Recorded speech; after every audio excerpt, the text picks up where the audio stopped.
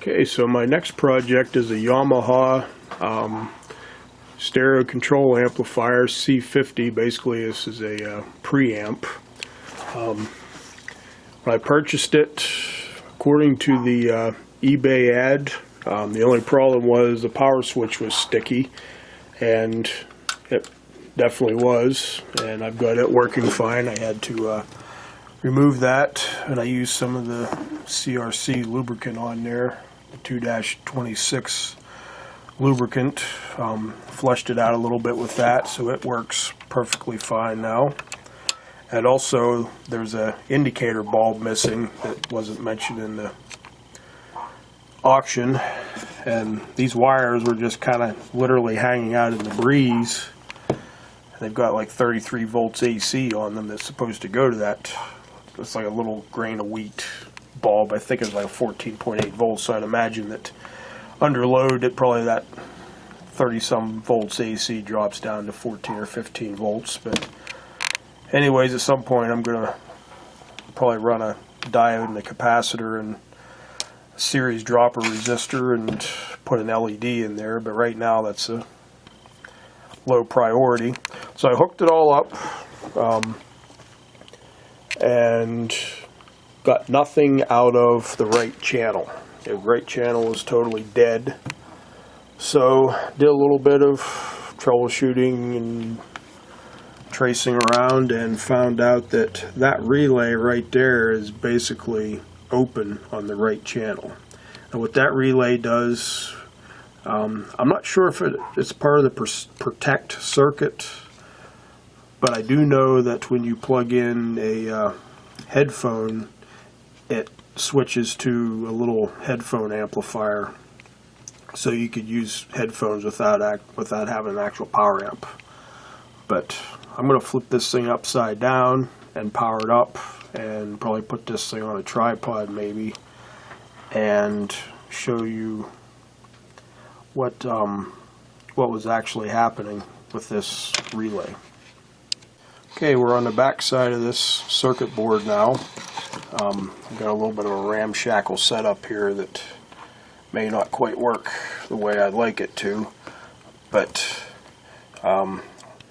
right here are the common leads. This is for the right and this is for the left on that relay, and then the second connection up is where the power flow is. It goes through the relay and then out to the output of the preamp. So what I'm going to do is I'm going to turn this on, and I'm going to put the camera on my meter, and then you can see what the resistance readings will be at the left hand side and then also at the right hand side. Okay, I'm going to take some measurements here. I did some off camera, and interestingly the left and right channel are both showing pretty much open today, so this relay is definitely bad. Here is the left hand channel. Those contacts should be closed. Okay, so now it's showing 5 ohms. It was showing 500 or 1,000 ohms. Okay, and here's the left channel. See that? 13 kilo ohms. So it's obvious that that relay is what's bad. Now if I shut this off and I go on the other side when the relay drops out and it goes on the what would be the phono input side, or the phono out, or the headphone output side. Okay, there's the left, 7.7 ohms, still higher than what it ought to be. And on the right side, 42 ohms, so it's better, but still higher than what it needs to be. And then let me click this back in again, and it is part of a protection circuit. Hear that click? So it does sense some things before it pulls in. There's the right channel, and there's the left channel. See, now it's high. So that relay is trash, obviously. I've got new ones on the way. they're getting kind of hard to find. There's a seller on eBay that has some, and interestingly, it's the exact same relay as what I used on my Beckman scope a while back that I did a video on. So those relays are all failing. This was probably built around the same time as that Beckman scope was, maybe a little bit earlier, early to mid 80s instead of late 80s. So yet again, poor quality or just plain wore out relays will cause you issues. I considered jumping across that to see if there's any other any other problems with this preamp, but since it is part of a protect circuit, I think I'll just wait until the new relay comes in, and then once I do, I'll test it and we'll see what we got. Well, it's now a week later. I've received my new relays for the Yamaha preamp. This one here is the one that is most definitely bad. I put a big X on it, but there's several of them in this unit. I'm going to replace all 5 of them wherever they're all at. There's one down in there too. I did a little bit of troubleshooting after I shut the camera off a week ago and determined that the signal was actually being lost in here. Either one of these posts for that particular channel, the solder joint was bad, or the solder joint was bad for this potentiometer. I resoldered every one of them in this general area. I'm not sure which one it was. I was poking it with my little orange stick, and I could get the signal back, and then it would go away. So I couldn't pinpoint which exact pin, and figured if one was bad, then they're probably all not far from it. So after I did that, then I rechecked the output, and I did have an output, but the bad channel was definitely attenuated compared to the good channel. Out on the opposite side, output side of the relay, on the input side of the relay, they were pretty much identical. So it was obvious that this relay was a problem anyways. So I'm going to replace all of these, and once I do that, I'll be back and we'll test this and see how it works. So I replaced all 5 of these relays in here.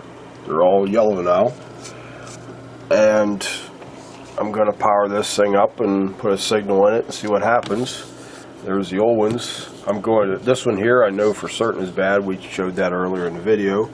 The rest of them I'm going to make up some sort of a little test fixture and probably use the 4-wire function on my Keithley bench multimeter that I've got over here and test the contacts on them. These are apparently not in production anymore, so anything that you're buying is surplus, and eventually that surplus is going to dry up. So if the other ones are lightly used and seem to be good, then I'm going to keep them around, because this won't be the first time that I'll need this style of relay.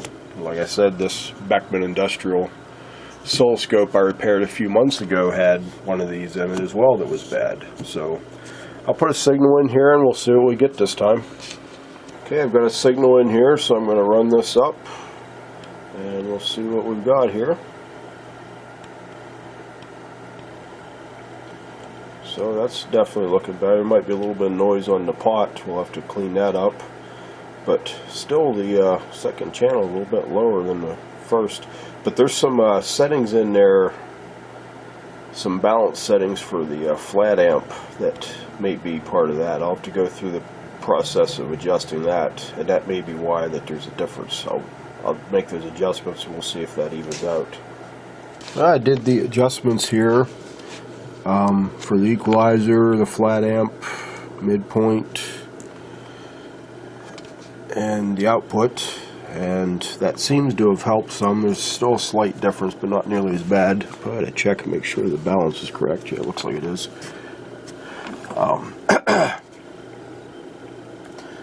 It was a pain to adjust this. The pots are so sensitive, so I didn't do it on camera.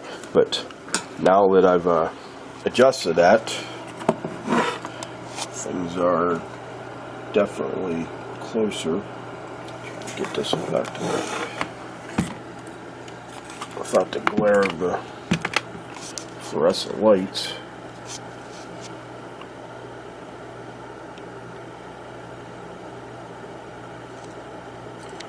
Okay, so we're about 3.1 and 2.98 volts out, so that's a lot closer now. So it's looking pretty decent. It's not jumping around any, so I'm going to try it out. I have to finish up the ADCOM amplifier first. There's a lot of work I want to do on it, and I might just hook this up first just to see what happens. Plug in the ADCOM right to this the way it is. It's functional, it just isn't finished, and see what we get out of it. And I guess I'll report the results then. Another thing I forgot on here, these RCA jacks are really badly corroded. This thing must have been somewhere near the coast.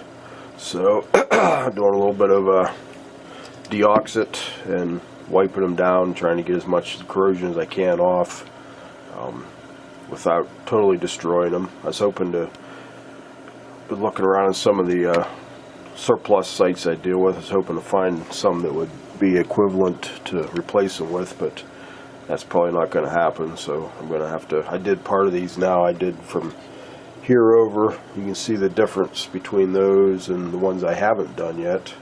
So it'll be better, but it won't be optimal.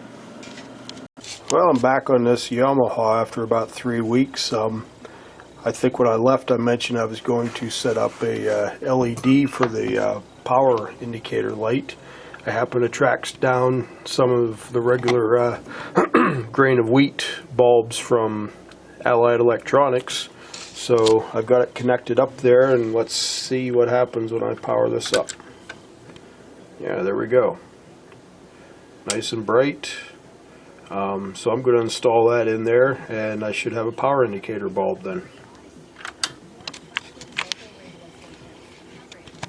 Alright, well, I've got this all tied in here. That little grain of wheat bulb is all tied in. I'm going to have to go in here and dress these leads up with some tie wraps, make it a little bit neater, and now we have a power indicator, so that's good. So this will probably be the last video for this. I'm going to put this all back together, and the next video will be probably with the ADCOM amplifier, with the two of them combined, playing music, and we'll see how that works.